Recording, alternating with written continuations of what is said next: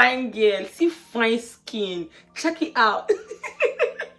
I'm getting distracted. It was no sex. Permit my drawing. I'm not an artist.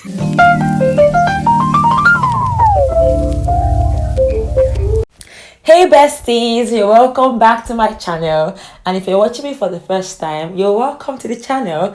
My name is Ada and I'm also known as the Legal Pepe. Now I'm doing this voiceover because this is the part 2 of the last video I released, which is on the 4th week of placement. So in the last video I walked you through the very vulnerable journey of my anxiety during placement, and this is now the main video of what I learned in this 4th week of placement. So enjoy.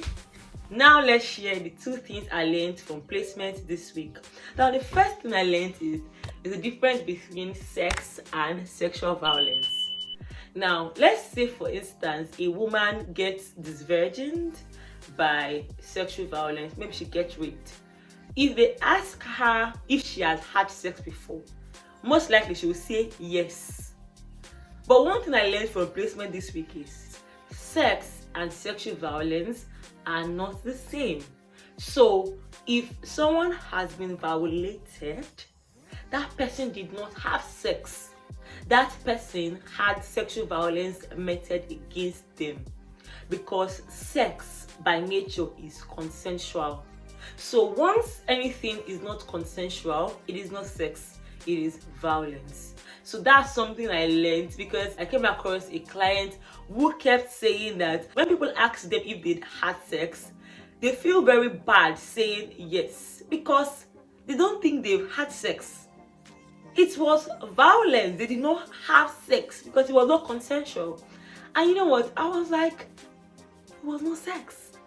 If it was sexual violence, it was sexual violence. And that's something that was new I learned this week. Because if it was sexual violence, then it was not sex. And that's on period.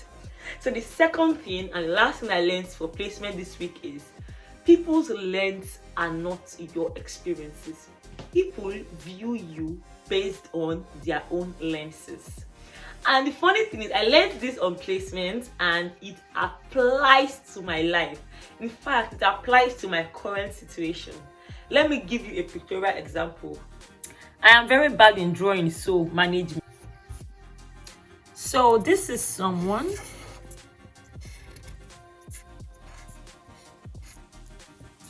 Yeah, and this is like their lens. So yeah, this is someone and this is their lens. Then this is you. Now let's say you're smiling, you're a happy person. Permit my drawing, I'm not an artist. So this is you, you're smiling. Then this is the person, angry bird. Now this is like a lens which the person views you. Now when the person is releasing spiteful things to you, yeah, it is not because there is anything wrong with you. It is because that is the lens the person is using to view themselves. So because they are angry or they are bitter or they are very sad people, when they are looking at you, they cannot see your joy. What they are seeing is their own sadness. So most times when negative comments would proceed from a negative person, it is not about you. It is about them, because they can only see you through the lens with which they view themselves. Someone taught me this at work. In her mind, she was trying to help the client. She did not know that she was actually helping me. I think the client was talking about how people have been negative towards her. People that she would think would know better have been so negative towards her plight. And my colleague was trying to tell her that, see, people cannot see farther than what they are. You will see someone that will say, this person is a bad person. She's so proud. You saw this. She's so bitter. She saw this. Now that person would have nothing good to say about anybody. And from this lens, you would see that it's not about you, it's about the person. And that's one thing that survivors of violence don't understand, because we have this culture of blame, self-blame. Most times they internalize people's negativities. Someone will tell them it's your fault you were raped, it's your fault, it's your fault, and you know what they do? They accept it, they take it personal, that yeah, it's my fault, it's my fault. But from this lens, this knowledge should tell you that, see, nothing is about you, nothing is about you. And that's something I have learned. Nothing is about me. So yes, I learned it at placement, for placement, but I utilized it in my personal life, because for me, I always think there should be a reason for everything. I always think if someone is behaving in a nasty way towards me, what did I do? What did I do? I'm always thinking, overthinking, what did I, but nah, it's nothing about me. Most times, yeah, we take up burdens that are not ours to carry. We take up loads that should never belong to us, because we want to justify the person's misbehavior. Especially if you're someone that always sees the good in people. My friends tell me that, Ada, you don't always see bad things in people, and that is me. Even though you may have flaws, I most times want to make excuses for some foolishness. That is me. And that is because once I have made excuses, and over, I have seen that no, no road here. What do? I love you from afar.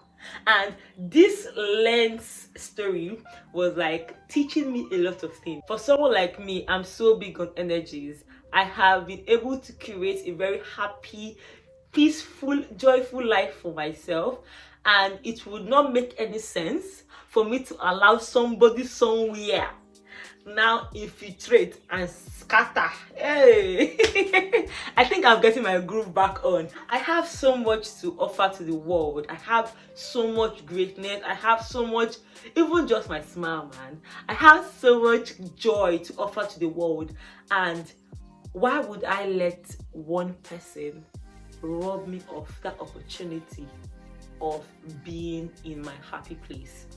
So I put it to you too, that if you are in that place, because I feel most of my videos are for people, in case you are going through what I'm going through, because that's the reason why I'm sharing this.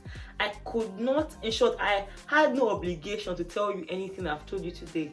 But I'm telling you because you may be in that space. You may be in that space where someone has done you dirty. You may be in that space where you keep wondering, why does this person disrespect me? Why does? And I'm here to tell you today that that's not your burden to carry. Drop it. That's not your load to carry. See, in this life, there are so many things to think of. You have so many goals to achieve. You have so many things to give to the world. Do not let anyone rob you of that, because the end story of this is people view you based on their own lenses. People's opinions of you, people's actions towards you, most times actually would have nothing to do with you.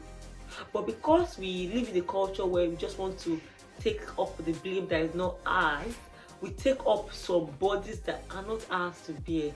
Let people and their wahala go, literally. So when someone has a very negative opinion, perspective, action, so far you know that your heart is clean. So far you know that, what should you do? Just don't take up that burden. Don't take up that guilt, because with the guilt comes shame. The shame comes negativity. And the bad thing about the devil is, once you introduce any negative emotion, you see that you have more negativities. You have more, to the point where you are just choked. And that's not the place any of us should get to. Thank you so much for watching this video. I want to know your comments in this video in the comment section. If you've not subscribed yet to my channel, this is a good time to do so, and hit the bell notification. Bye guys.